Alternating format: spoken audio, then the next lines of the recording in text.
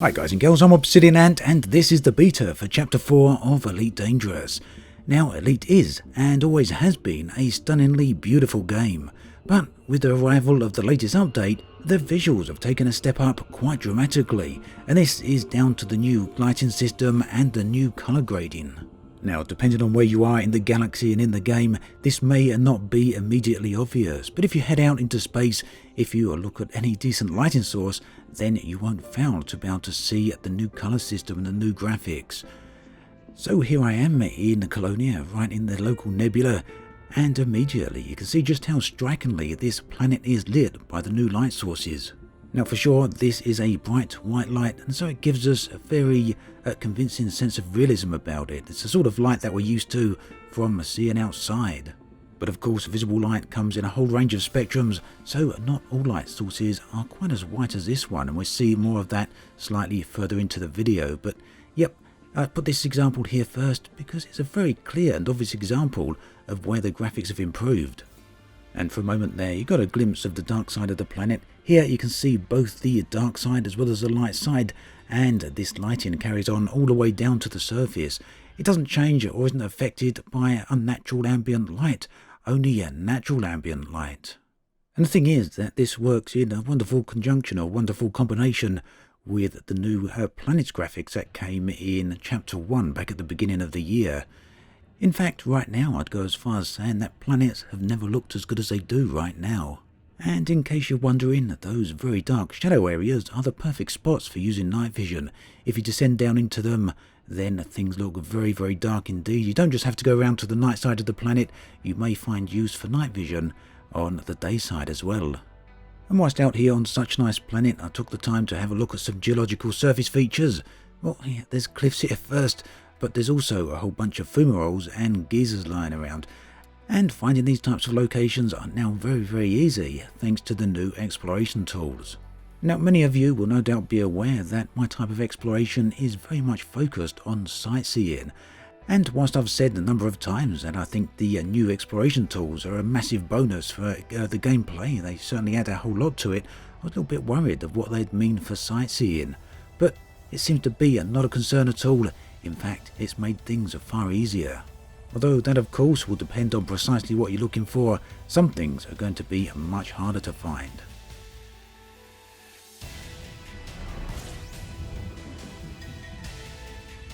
Now, I mentioned earlier the white coloured daylight that we got from that previous star. What we get from other stars is something quite different. Here you can see a wonderful deep orangey red, almost purplish hue cast across the entire star system. It's reflected on the ship, it's reflected on the backdrop, but as you get away from the central light source, you can see it gradually dissipates and has a much less of a profound effect, till eventually it completely fades away, leaving you with the blackness and darkness of space. Watch very carefully here and you can see the nebula changing colour. It goes from this very washed out type of red to a far deeper red as we move further away from the sun. So lighting has a massive effect on pretty much every area in the game, and we see that very, very clearly in this scene here. Now this is Easy Orionis. We're very close to 10,000 light seconds away from this star.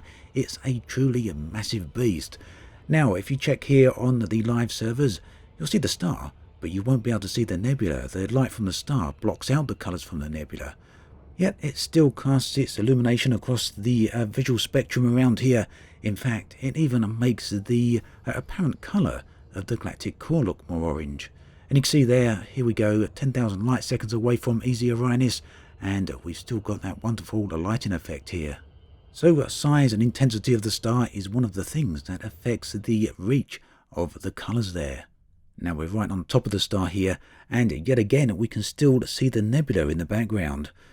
And what this effectively means is that we now have a far wider range of visuals, a far wider range of graphical areas to visit than we ever previously had.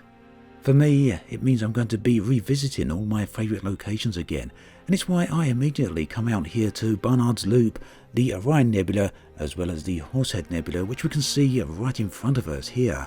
Unfortunately, Barnard's Loop isn't the easiest of areas to get to due to all the permit locks surrounding it, so what you have to do is head to the Star Rigel, and then from there head to Easy Arrhenius and you'll find yourself with easy access to the entire nebula once you're there. Now here's an example of the crazy colour combinations I was mentioning just now. In the background we've got the Running Man Nebula, which as you know is a deep purplish blue, but when combined with the starlight it looks very different. Another thing is that the further you get away from the central light source, the darker space becomes, until pretty much everything is pitch black, and we'll see a very good example of that in the very next video I'm going to upload. Now there's one other thing I want to point out before we get to the end of the video, and that is the way the ship's canopy affects the lighting in any system you're travelling in. If you're using the external camera, you'll find that things are much brighter, but when you're inside your ship, just look at the difference.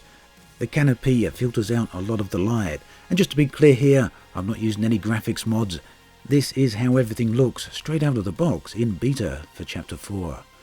I'll be back very soon with some more videos.